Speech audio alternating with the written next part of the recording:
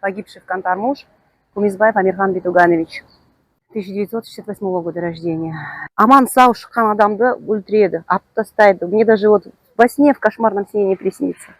И вот такое состояние было просто ужасное, не то сказать. Тут я детям позвонила. Я когда за него вышла замуж, я была с 4-летней девочкой, дочкой. И вот я у Бога просила, чтобы он дал мне мужа, а моей дочке отца. Вот Бог меня услышал и дал. Вот 24 года он воспитывал мою дочь, свою родную. Хотела бы эту тему затрагивать. У меня сейчас уже 5 лет как онкология.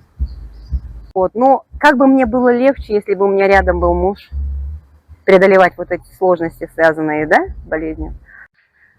У нас не суд, у нас это просто театральное какое-то действие, где слова заучены, где они в копирочку, каждый свидетель повторяет слова друг друга, где сторона защиты, она выступает, но ее аргументы не берутся во внимание, вот, потому что изначально уже понятно, чем должно закончиться то или иное судебное заседание.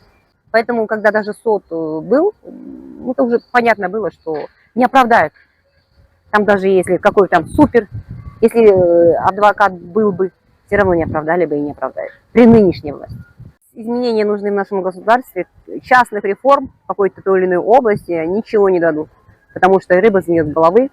Нам нужно всю вот эту прогнившую преступную систему, которая руководит всей страной, и делает все это только лишь в своих интересах, в интересах своего круга, просто ее надо уничтожить, убрать. И должны во главе, во власти должны стоять истинно народные люди, которые понимают чаяние народа, которые близки к народу, и которые будут подотчетны народу. Только народу будут подотчетны. И чтобы это было все прозрачно, и чтобы все их дела были прозрачны, и чтобы они отчет вели перед народом.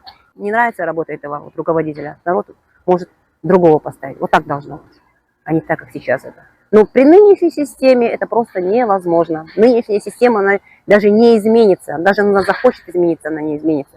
Просто надо ее полностью как вот убирать и другую ставить.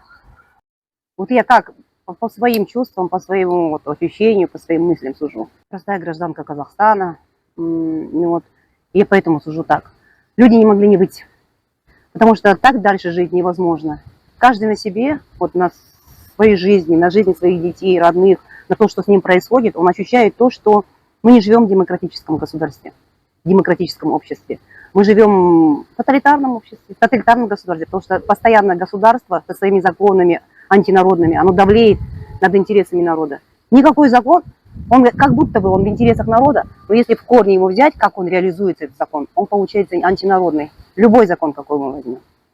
Кто у нас хорошо живет? У нас живут хорошо те, кто у власти, приближенные к власти, их родственники. А простой народ, он трудится, выживает как может. Это действительно жизнь народа простого, это выживание. И поэтому, как говорят, долго терпеть народ не может. Это в любом случае, это закон физики, когда что-то сжимают, приходит момент, когда это начнет расширяться и в конце концов взорвется.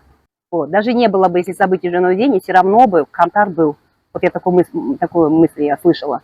Потому что дальше такое, народ терпит, особенно нас казах, терпеливый народ, казахский народ. Он тоже приходит конец. И вот Кантар это показал. В свое время Желтоқсан это показал. Жанаузен это показал. И вот теперь Кантар это показывает. Для народа ничего не изменилось. Наоборот, стало хуже. Стало хуже. И мне самое страшное, мне так кажется, после Кантара люди испугались. Какая-то часть людей испугалась. С одной стороны, думаю, только вот уже тоже в возрасте, сколько можно уже? Уже же как, ну, какой-то конец должен быть вот всему этому беспределу, который творится во власти, и то, что власть творит с народом. Предел какой-то должен быть. И вот ждешь этого предела, этого конца, а что будет? И поэтому народ себя отвлекают всякими процессами, типа Бишимбаева, другими какими-то моментами. А народом играть нельзя. Народ это сила, народ это основа. Что народ, что власть без народа? Вот. Я считаю так. И хочется верить, что наш Казахстан все-таки придет к лучшей жизни. С другим правительством. Но куда бы делась власть? Мне кажется, она бы не устояла перед вот этой мощью народной, если бы все встали. Мало да велика. Потому что наша сила в единстве, как мне муж любил говорить последние вот месяцы жизни, наш девиз должен быть «Ар казағым жалғызым». Вот в сердце каждого казаха вот это как девиз должен быть по жизни.